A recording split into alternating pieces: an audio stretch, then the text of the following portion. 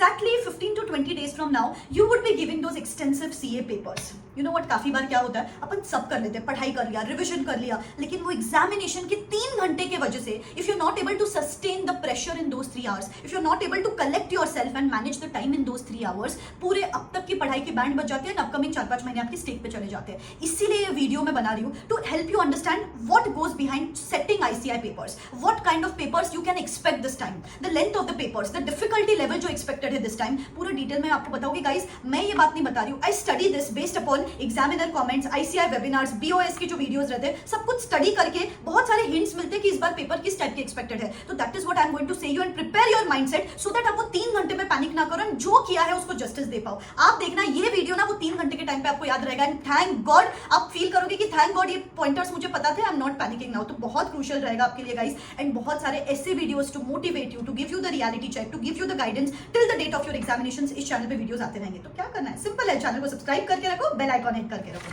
Number 1 thing जो आपको CA के पेपर्स के टाइम पे दिमाग में रखनी है, hope for the best but be prepared for the worst. Hope for the best but be prepared for the worst. अभी क्या है, जनरली मैंने देखा है ICI ना आपका EQ लेवल चेक करता है. EQ मतलब क्या, इमोशनल क्वेश्चन. उनको पता है आपका IQ तो स्ट्रांग है, इमोशनल क्वेश्चन नंबर 1 वो डिफिकल्ट सेट कर देते हैं, अपनी बैंड आधी उधर बच जाती है. क्वेश्चन नंबर 2 भी डिफिकल्ट सेट कर देते हैं, आपकी बैंड बच जाती है. फिर जो बचे हुए क्वेश्चन से आप रीड ही नहीं करते हो क्योंकि वहां पे पसीना, पैनिक, शिवरिंग चालू हो जाता है. गाइस हमेशा ध्यान में रखो, अगर पहले दोनों क्वेश्चन या कोई भी 2 क्वेश्चन डिफिकल्ट है, बचे हुए जो क्वेश्चन है वो जनरली ईजी होते हैं.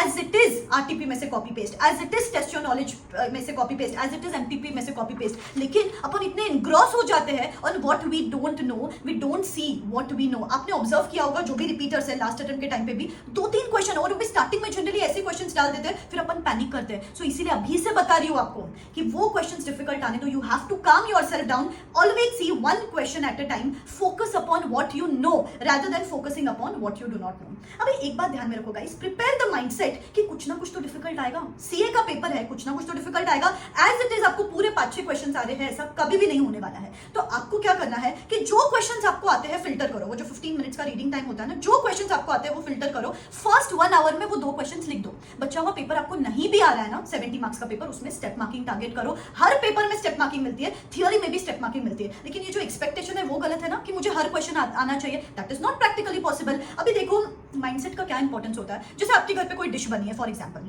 अभी सब लोग बोल रहे हैं इसमें नमक कम है, फिर आपने वो डिश खाई, आपको लगा यार इतना भी तो नमक कम नहीं था, क्योंकि आपका माइंडसेट रेडी था उस डिश के लिए. वही अगर आप माइंडसेट बना के जाओगे कि 1-2 क्वेश्चंस तो डिफिकल्ट आने ही वाले हैं, तो आपको वो इंटेंसिटी ऑफ टफनेस कम लगती है. और क्या होगा, ज्यादा से ज्यादा आपको 2-3 क्वेश्चन सॉल्व करते नहीं आ रहे हैं. मैं आपको बताती हूँ, एक मेरी फ्रेंड है, हमारे टाइम ना एक SFM का पेपर बहुत डिफिकल्ट आया था, उसने बस 60 मार्क्स का पेपर लिखा और उसमें से उसको 56 मार्क्स मिले. तो दैट इज व्हाट, ऐसे कोई भी पेपर डिफिकल्ट आता है ना, उसमें ये टारगेट करो कि भले मैं कम लिखूं लेकिन प्रिसाइज टू द पॉइंट चीजें लिखूं, then to you are good to go. Ma'am आप कहा ये सब चीजें लेकर बैठे हो, अभी तो हमारी पढ़ाई नहीं हुई है, कहा ये टाइम मैनेजमेंट और ये सब चीजें तो बहुत नेक्स्ट बात है. तो गाइस किस चीज का वेट कर रहे हो. अभी तक अगर आप रिपीटर्स थे तो 2 हफ्ते बचे हैं, अभी तक आप पूरा ग्रुप रिवाइज कर सकते हो. अगर ग्रुप 2 के स्टूडेंट्स हो तो 25 डेज बचे, 100% पूरा हो सकता है. एंड अगर फर्स्ट टाइम पढ़ाई कर रहे हो तो एटलीस्ट एक आध एग्जामिनेशन एम कर लो, take something out of this attempt. अभी क्या करें कैसे करें अगर आपको समझ में नहीं आता, तो मेरा 10 डे वर्कशॉप चल रहा है for CA intermediate students and 10 day workshop for CA final students. Guys you won't believe 10 to 15 days में लोग 2 से 3 सब्जेक्ट खत्म कर रहे हैं. लास्ट अटेम्प्ट के टाइम पे भी इतने सारे स्टूडेंट्स थे जो 20 to 30 डेज में पूरा ग्रुप खत्म कर लेते थे यार. अभी 20 to 30 डेज में 4 सब्जेक्ट करते थे, आपके पास तो बस 3 सब्जेक्ट है इस बार. तो क्यों नहीं होगा गाइस, मैं यहाँ पे पूरा डिटेल गाइडेंस देती हूँ. एक ब्लूप्रिंट बनाया मैंने जहां पे मैंने बस सिलेक्टेड चैप्टर्स करने बोला है. ये selected chapters I have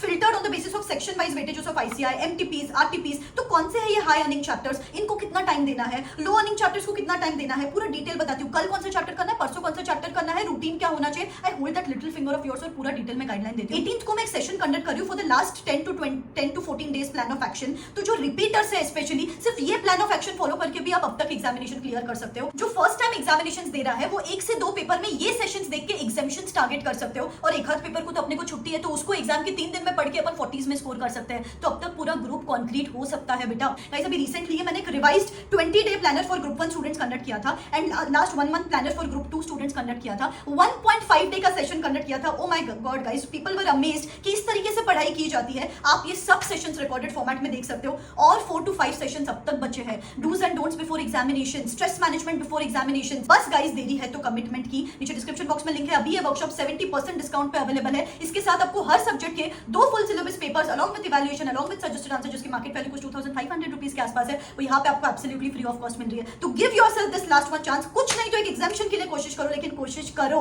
this is not the time to give up and keep yourself ready for the lengthy papers. Last 3 से 4 अटेम्प्ट में institute extremely lengthy paper set कर रहा है। अभी लेंदी चीजें क्या क्या आती है वो मैं आपको बताती हूँ। जनरली पेपर्स जो फर्स्ट पेपर्स होते हैं रिस्पेक्टिव ग्रुप्स के वो लेंदी आते हैं। अकाउंट्स है या एफआर है वो जनरली लेंदी आते हैं। तो keep your mindset ready for that. उसमें भी क्वेश्चन नंबर 1 सबसे ज्यादा लेंदी आता है। सब पेपर्स में क्वेश्चन नंबर 1 सबसे ज्यादा लेंदी आता है और एमसीक्यू सबसे ज्यादा लेंदी आते हैं। तो डिफिकल्टी तो मैंने आपको बोला 2-3 क्वेश्चन डिफिकल्ट आएंगे और लेंदी चीजें ये रहेगी। एमसीक्यूज क्वेश्चन नंबर 1 और पेपर नंबर 1 जनरली ये होता है।